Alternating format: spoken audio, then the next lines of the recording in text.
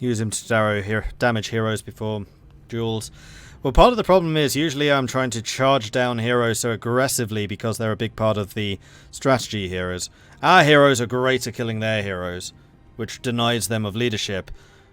Shooting them before the duel, sure, it weakens them, but I don't think we need to do that. I'd rather just chase them down.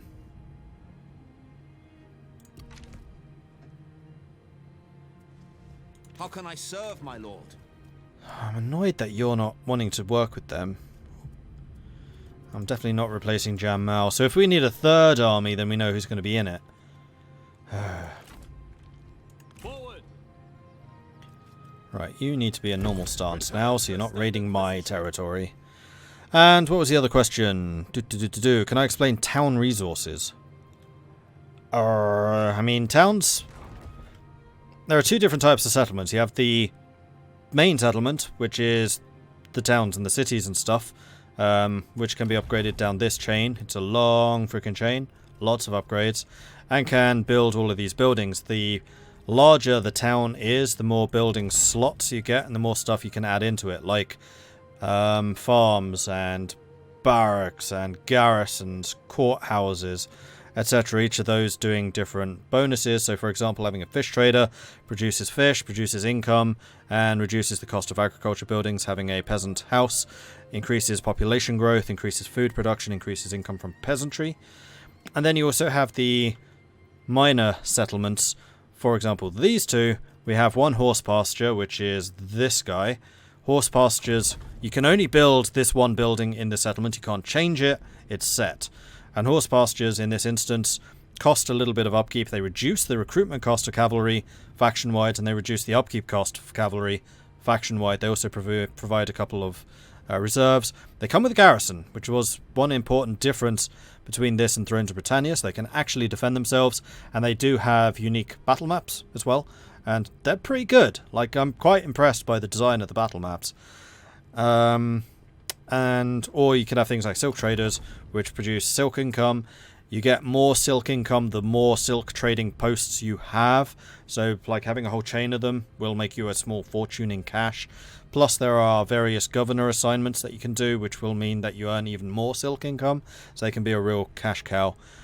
And also, like the pastures have garrisons. Those are all the minor settlements. There's like toolsmiths, spice ports, spice farms. Not actually sure who produces spices, etc., etc., etc.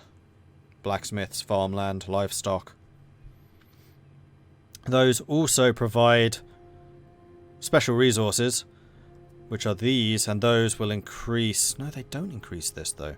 They give you access to new units and new buildings. That's what those do.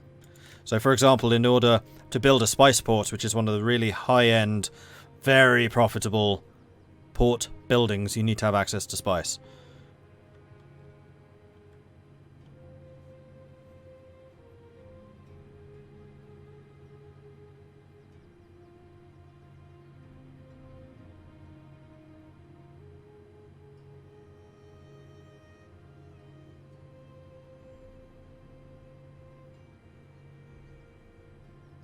Do I know if the game has a multiplayer campaign? It does. Yeah, it does. And Bussy and I will be playing it next Wednesday. We don't know yet who we're playing as, but we are playing one next Wednesday.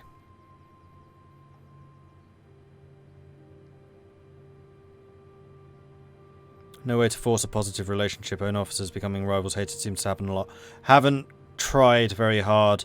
I think you can if you win lots of battles while they're in the same army, but they become even stronger if you have friends, because then they get the friends or the Oathsworn buff. That's a big buff, especially if they're a duelist. But if you take a look at your characters, you can see a rundown of their relationships. In fact, better one would be here. So we can see relations. If we hover over Kangzhou, we can see battle, big buff, past events, minor buff, and then opinions just because of time spent together. And that's where the relationship comes in. So actually the opinion modifier is a lot lower than the battle modifier.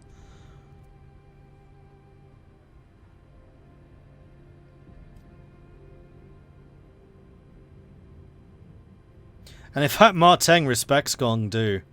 They don't like each other, they're rivals, but he respects him. Because they have traits which would mean that they could become friends if they overcame the rivalry. And that rivalry is only because I kicked his ass in a fight.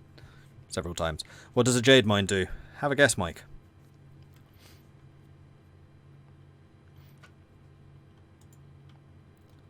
In terms of what it actually produces, the bonuses, I don't know. I haven't actually had one yet. What do I want to do? You are moving down there, that's fine. And then you have to replenish quite desperately. So let's put you back into Gong Do. And we'll actually let you build up. It's very annoying that I couldn't get Hey Yi. Just a little too late. But we did get He-Man at least. Upgrade? Yes, basic labor accommodation. Increased population growth. Do we really need that now? Or shall I save the money? I'm going to save the money. And we are going to recruit troops? Maybe? You have some peasant spearmen. I don't particularly rate those. How about we switch those for the Yellow Sky Heralds. Have a lot of hit points. They're unbreakable. They'll never retreat. They have... well, the hit points I think are always the same, more or less. They have a huge charge. They do less damage. They have got melee evade. They don't wear armor. Wait, peasant spearmen do? They're actually fairly heavily armored. Oh, because they're spearmen. Right. Yeah. Maybe you want to keep the peasant spearmen, actually, thinking about it. My faction ability is my spearmen have more armor. Like, regardless of whether they're peasant or not. In fact, are the peasant spearmen an upgrade? Might well be. Yeah, they're here. I mean, they're cheap. They're so cheap. Oh my gosh, those are cheap.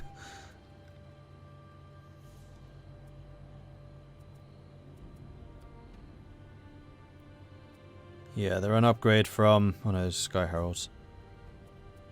Peasant Warriors. Peasant Warriors are actually a Sentinel unit. And you could get the heavies. My veterans are the ones that really come with the heavy units.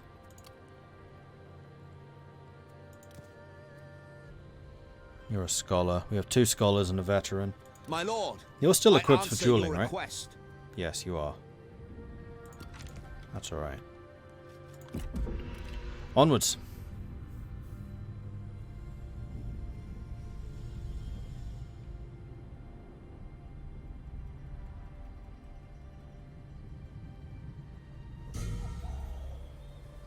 Oh, his replenishment went down because I moved him.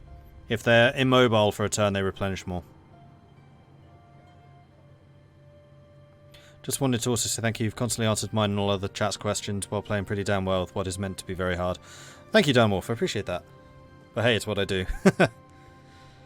Can I compare the combat feel of Three Kingdoms with Rome 2? Not fairly, because I haven't played Rome 2 for a long time. Not since they released the Emperor Edition. But I like the combat. Like, I have no complaints about the combat. Hey, Cleanus. Faction emerges, Yellow Turban Rebellion. Oh, really? In Anding, that's right here. Well, that's interesting. Faction developments rally to a common cause. When relatives are in disharmony, we still have the teachings of filial piety and paternal affection. When the state and the clan are in confusion and disorder, we still have the ideals of loyalty and faithfulness. Trouble brewing. Oh dear. Hemi and Hushu. A rivalry can be as healthy as a platform for two warriors to better themselves. If it is allowed to sour into bitterness and resentment, then issues will arise. Two of your officers are becoming heated with one another. It is affecting their performance. Perhaps you should investigate. Hemi and Hushu. How? China is people, not its oppressive warlords. I return. How fare the people? Actually, how? Hushu's not in this army anymore. He's unemployed.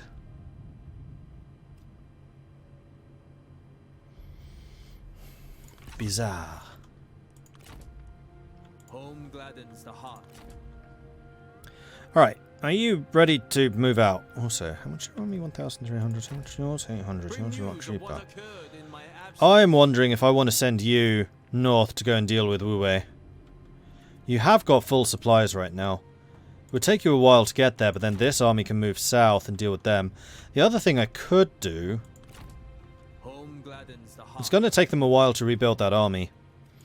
Is force march you to Anding and then annex it. Like, this is the whole city.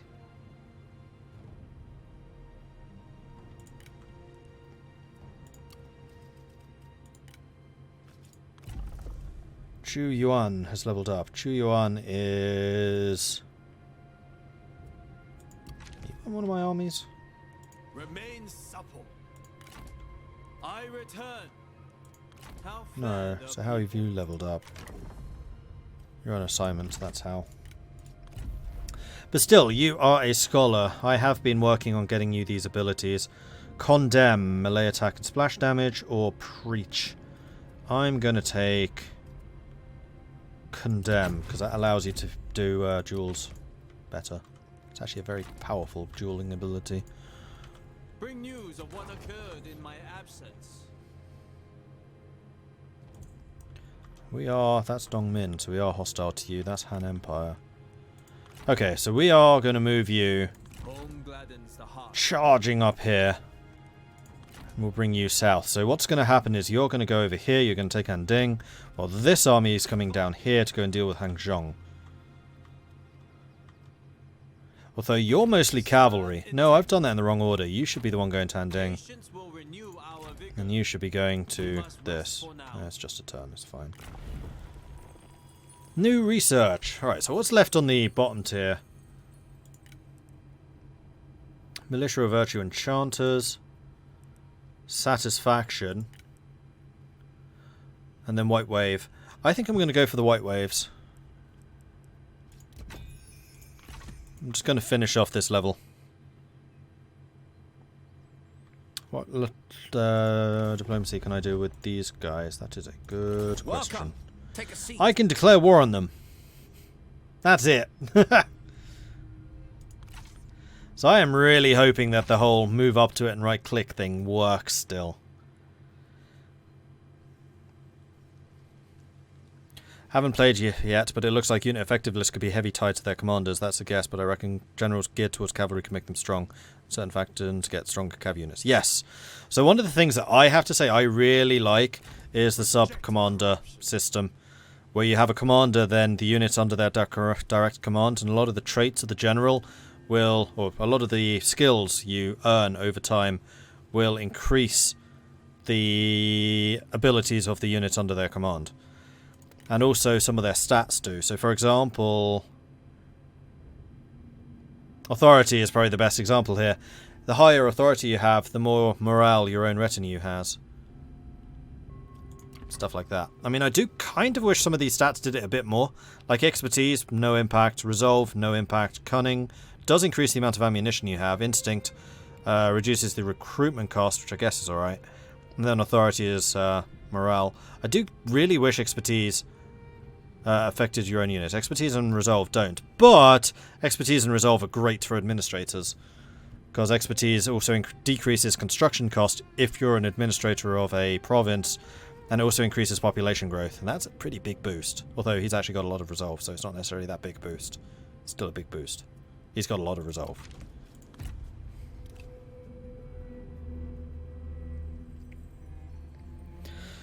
Couldn't I sit in Dongmin's land with liberation stance and cause mass rebellion? Yes. Probably.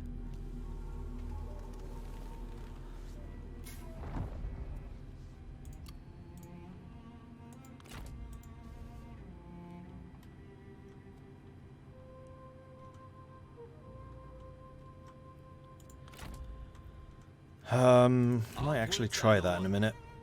Now that you're coming out here. Resist corruption and endure. You've replenished already.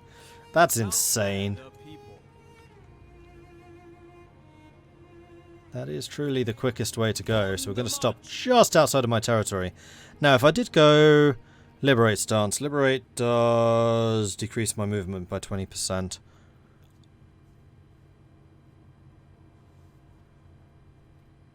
I think that's fine. We've gained a eunuch. +4 cunning, -4 authority. Unlocks counter-espionage, -10 satisfaction. Only if it's the faction leader. And -5 corruption. Not great. I guess the eunuchs are a little bit unpopular right now, seeing as they basically caused this whole mess. And we are still saving up money. I'm still kind of saving up money in the vain hope that He Yi appears back in my court at some point.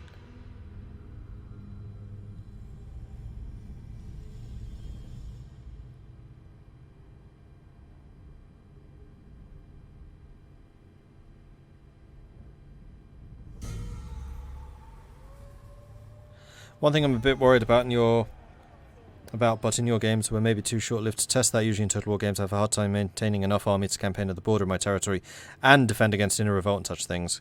Considering the huge map this iteration proposes to, I think it will be a big problem. Seems like when you approach the mid-late game, formation of the Three Kingdoms and the rest of the Emperorship in a turmoil will...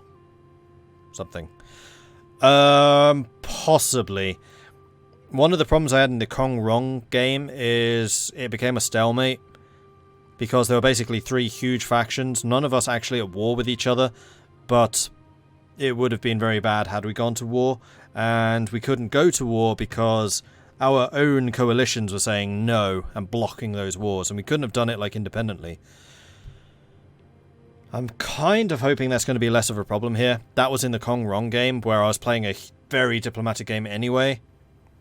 As the Yellow Turbans, it's going to be less of an issue because you're just at war constantly, regardless.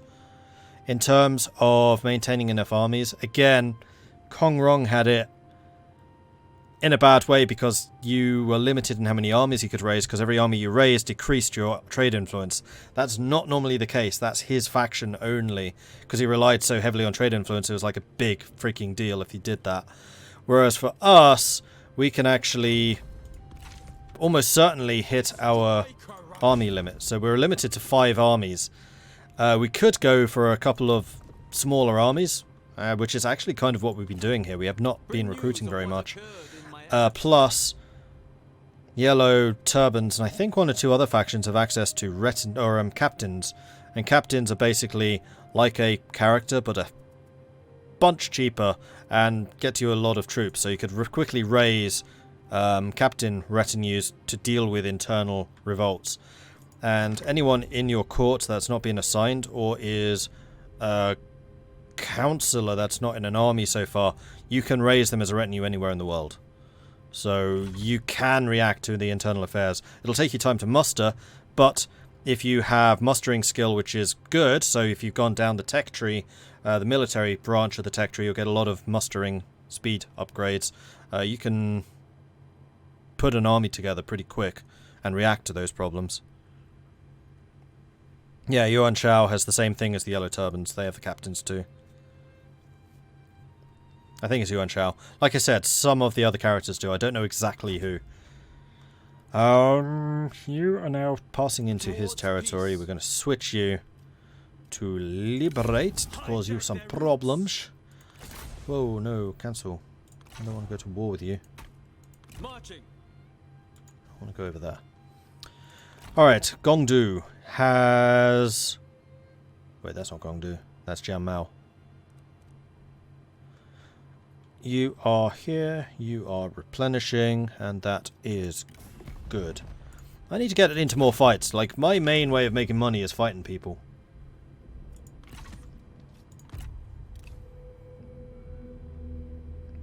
I need to fight some people.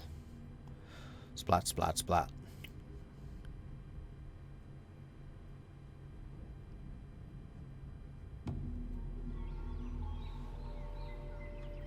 Alright. Dong Min signed a peace deal with Zhang Yan, Yita Yiting. So Dong Min's making peace with a lot of people. Sprout ever upwards to heaven. Advancing. Marching. And then you Home gladdens the heart. wait for a little bit longer. Diplomacy is a relevant character. Development still no He Yi. I wonder if the other dude has hired He Yi. I got He-Man, he got He Yi. It's possible. He wouldn't have gone anywhere else. We probably should start producing some more buildings again. Like probably upgrading the silk traders. No. We're going to wait until we actually get some loot. Then I want to maintain about 5,000 in the bank, so anything over that we can start spending. That's how I'm going to do this. And both of the armies have moved. We probably have assignments. Nope. Assignments are still busy. How long until I upgrade? We're very close to getting healed. And when we do that, we get diplomatic relations with the Yellow Turbans, we gain replenishment, and we can start actually making peace with other factions. But there can be no peace, just war. I'm going to try to annex Anding, yes.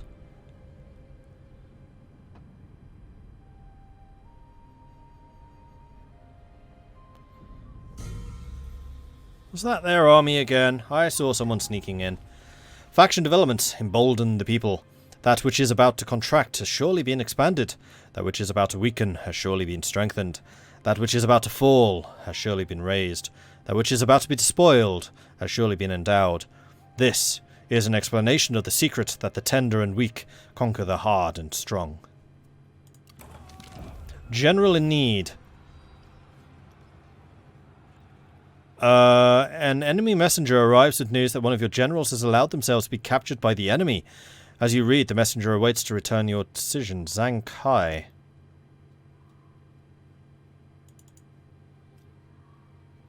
What? He's one of my besties. No. Pay the ransom.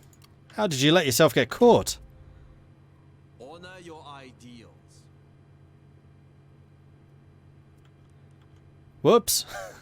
I wonder if that's because we're in the liberate stance. There's a chance the generals get captured or something.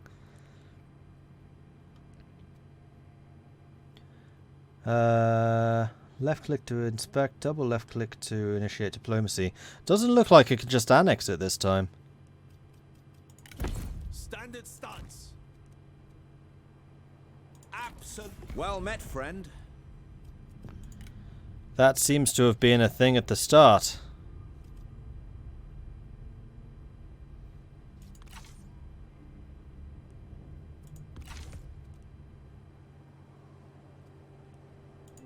Vent frustration. That's a bit irritating. I return. How fair the people. Now, I could have sworn that I saw someone sneaking around in here, but I don't see them now.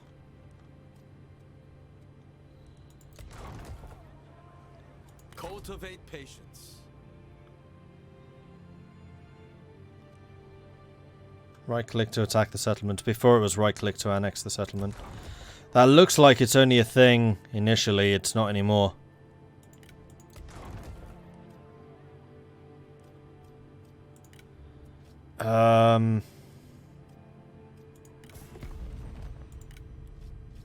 Welcome. Take a seat. Yeah, see, you at least I can do deals I'm with. eager to listen. All I can do is declare war on the Yellow Turbans. I'm not sure that they're supposed to get resurrected. Or maybe it's because it's their capital?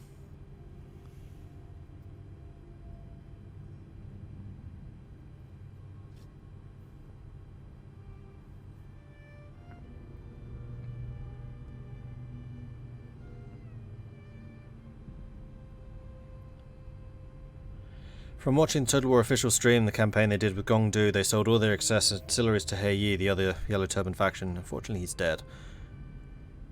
Managed to get a couple of thousand for 2 ancillaries at a time. I mean, we did try to sell them earlier, but Huang Shao isn't that wealthy. We've had a look a few times.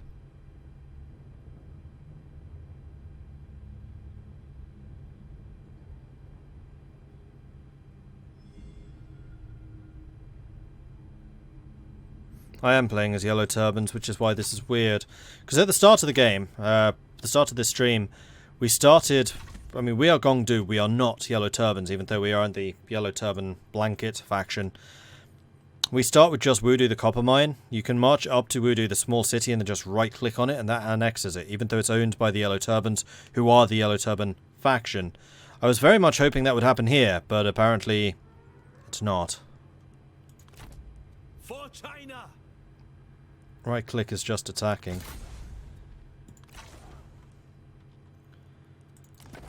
And that's very annoying, because Handing is actually a really prosperous province. Toolmaker, livestock farm, and farmland. That's an insane combination. That's going to be so much food production. This is like the breadbasket of China. I mean, you usually get one or the other, but both? And a toolmaker for the industry income. Maybe you can only annex rebels provoked by your own campaign stance, not other rebels. Yeah, possibly. Remain pure. Leave no vessel untouched. No, Liberate doesn't do it either. At ease. I mean, I have enough enemies to deal with right now that I don't really want to deal with them. I mean, all I can hope that will happen is somebody else declares war on them, takes it, then I take it off of them. In which case, I may as well go for the toolmaker and the livestock farm. But these are all owned by... well, that's owned by Dong Min. Which is someone whose attention I don't really want to attract just yet. Although Gong Du has been preparing to attack Hangchong for a while.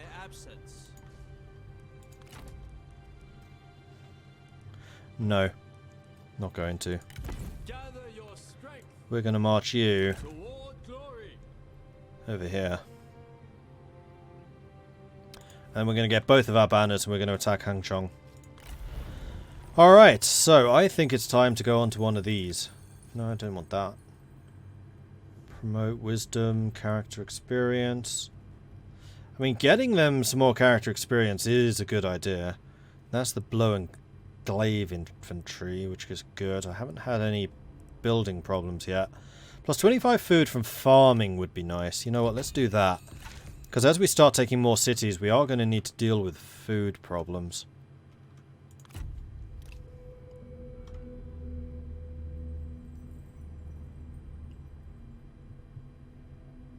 I trust you will find this pleasing. Regular food income. You want a coalition with me.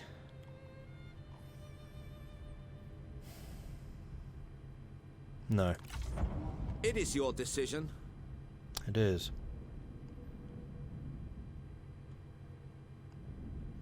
Yeah, I reckon it's because they consider that faction to be different from mine. I knew you were here! I knew it! Cheeky bugger. Zhang Yang's declared war on Huan Shao. Dong Min's made a peace treaty with Yuan Shu. We spotted an enemy ambush. He Yi is back. Here we go. This is why I was saving money. So I need at least 1,000 to hire him. So we can grab you, but I really want to put you in an army as well. Although that would also depend on who I can put you in an army with. So it'd probably be replacing him, me. Oh, that would also be our healer. And He Yi would fit quite happily in this group. Excellent. So I need 5,100. I think I can make that happen. Bring news of what occurred in my absence. We are going to attack Shenzhen. For the people. 2,100 against 2,100. We have actually got relatively equal armies. And they have 2 strategists. Oh, the cheeky buggers. 2 strategists. They're hard to catch. I'm actually going to struggle to kill their generals here. Unfortunately for them, they have a far too high reliance on archers. Because many of... Actually, we have spearmen now. They're less vulnerable. Anyway, we are going to fight this battle in just a moment. I'm going to take a 2 minutes break. So if anyone else needs to go and take a break, stretch your legs, do whatever else, then do so. We'll be back in about 2 minutes. That's not 4, that's 2.